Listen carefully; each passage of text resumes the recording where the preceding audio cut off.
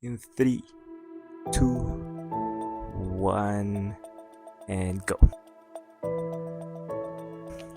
My name is Michael Lafid. I'm from Cape Town, South Africa, and this was my 2023. 2023 was a tough year. Tough is an understatement. Really, yeah. I don't want to say it's the worst year because I feel like that's a bit of an exaggeration, but it's definitely not in my top three. So when I say I'm from Cape Town,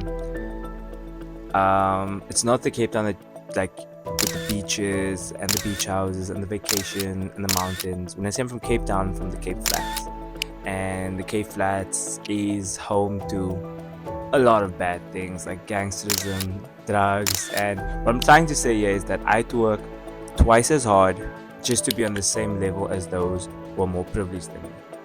And so that said, at the beginning of this year, 2023, I started the final semester of ALA, of my time at ALA, which is the African Leadership Academy. And the African Leadership Academy is this, I would say, elite boarding school in Johannesburg. The African Leadership Academy is an institution established to literally transform the continent's economies by identifying, developing, and connecting the continent's next generation of leaders. I felt so intimidating going to the school, and so me being in my final year, final semester was a big deal.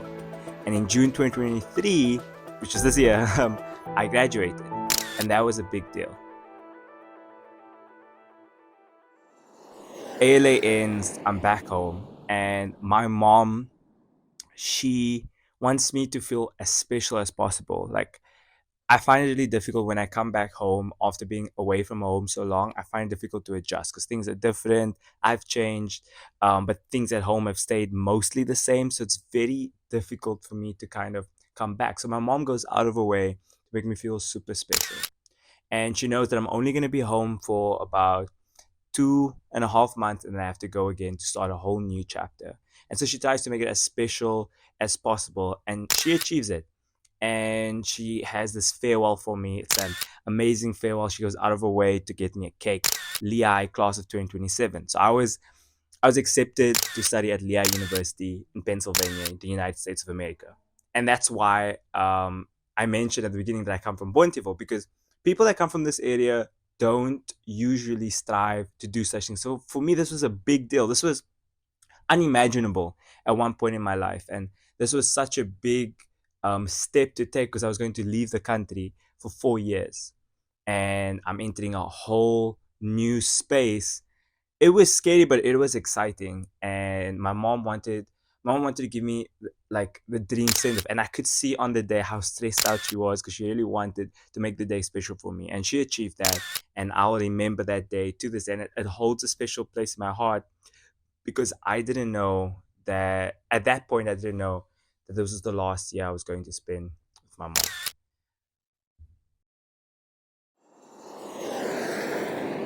So August comes, and it's August 17th, and this is the day that I need to leave the airport. And my mom's there, family's there, friends are there, and they're there to send me off. And I start this brand new journey, um, going from South Africa, and from Cape Town, flying to London. From London, I went to New York and stayed very long in New York, and then eventually I arrived at Lehigh University.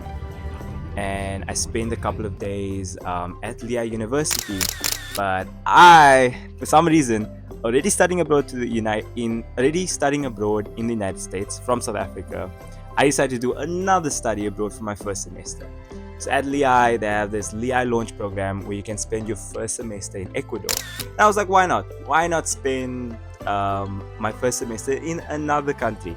Just adds to the list, you know. And I want to use my studies to travel, so I was like, why not?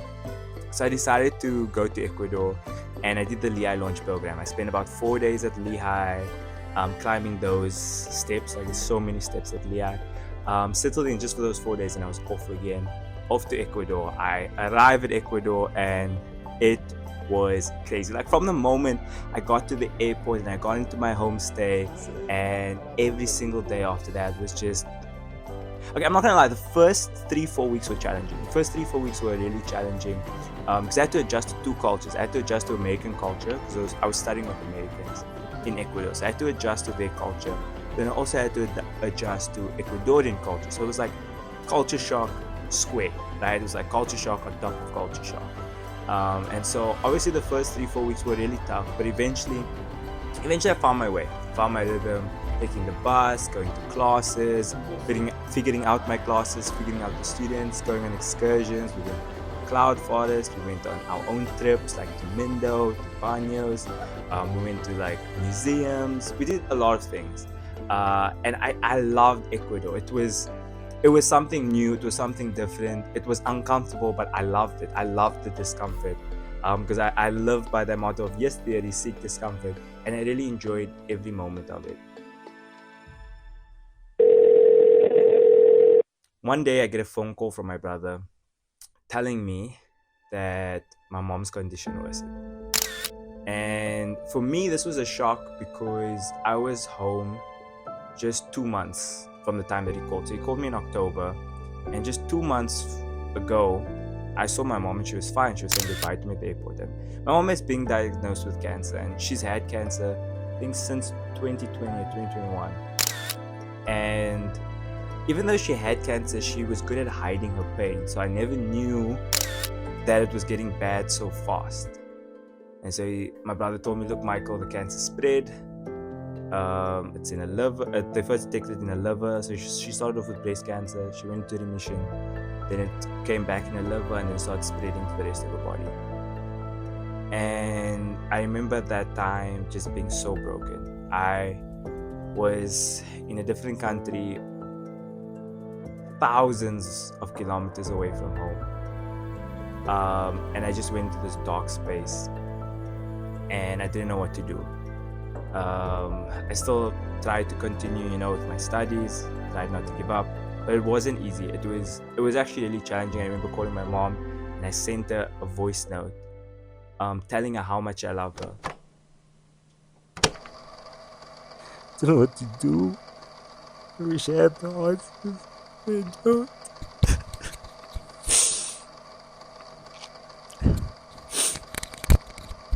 I really miss you, mom. Please, fighting. Please keep fighting. Because you're my hero. And I love you.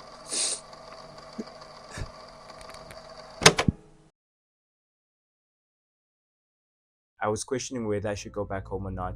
But the moment I knew I had to go back home was when my brother was calling me, and then my aunt called me. My aunt said, Michael, if I was you, I would want to be back home. And that's when I knew. And I called my mom and was like, Mom, I need to come back home? And she said she doesn't want to interfere with my studies. If I can come home, she would like me at home.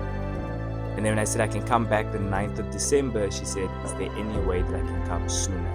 And that's when I knew I had to make my way back home.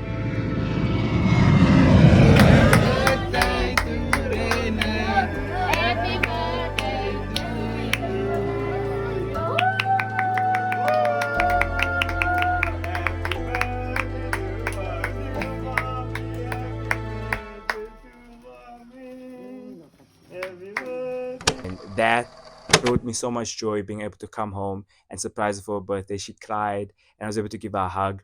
And looking back, I'm so grateful that I was able to go back home because I didn't know from that day onwards, I only had 1 month left with my mom. And the next few days were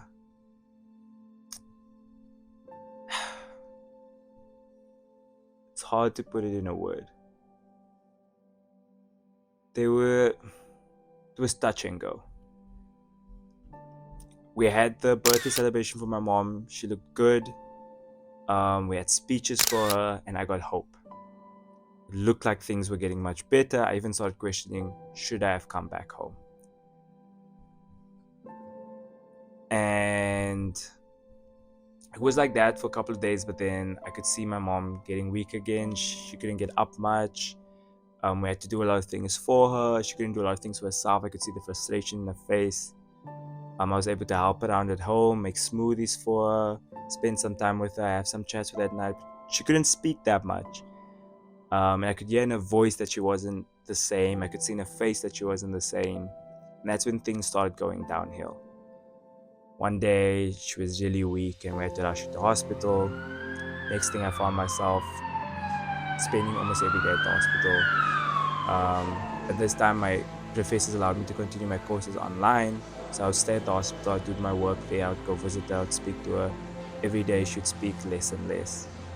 And then we got the news that her liver gave in and we didn't have that much time left with her. Um, and I remember the last conversation that I had with her. The last like proper conversation that I had with her, she just wanted to know if we were gonna be alright. And that's what she told my dad. And I told her I'm gonna be alright. And I told her I just want to make her proud. And she told me that I already made her proud. She's proud of me and she knows I'm gonna do great things. Um, and she said some other things that I maybe won't disclose right now. Um, that was 1 week um, before. And the next couple of days I just spent day after day at the hospital from like 9 a.m. To like 8 o'clock at night. Uh, and it was difficult. That was emotionally taxing for me, mentally taxing for me, physically taxing for me. It was hard for me to see my mom the way she was. Um, and then one day, on the 25th of November, that night I was gonna stay over with my dad. So I already stayed over the night before, but that night I was gonna stay overnight with my dad because my dad wanted to go to church next morning. Then I was just gonna look after my mom. Um, we went to go get something to eat, and then when we got back, the nurse said that her oxygen levels dropped significantly, her blood pressure then it went up. I can't even remember. But the nurse told us that she has little time left. We should call the family, get everyone together. Everyone came, the whole family around her, about 20 to 30 around her, around the bed, some outside the door of her ward, and then about an hour and a half later, about 25 past 11, she flatlined and she took her last breath and she was gone. Born on October 29th, 1978, Renee Leruth Olivier departed from us on November 25th, 2023, at the age of 45. As we bid farewell to Renee, let us remember her not with sorrow, but with gratitude for the countless moments of joy she brought into our lives. She leaves behind a legacy of love, laughter, and unwavering faith. May her memory be a source of comfort and inspiration to us all. In the words that my mom often shared with us, I love you. Today, as we say our goodbyes, let us carry her love in our hearts, for she is now in the presence of God, her final destination. Rest in peace, dear Renee. Rest in peace, Mom. You will be deeply missed, but your spirit will forever live on in the hearts of those touched by your grace and love. Thank you.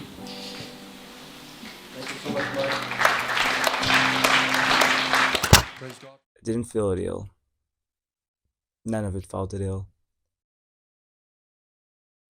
I think even till now, it's been 4 weeks since she passed away. And I think even now it doesn't feel real. I'm in the house. It still doesn't feel real. I think because I was away from home for quite some time, like since 2021, I spent more time away from home than I was actually at home. It still feels like she's out there somewhere.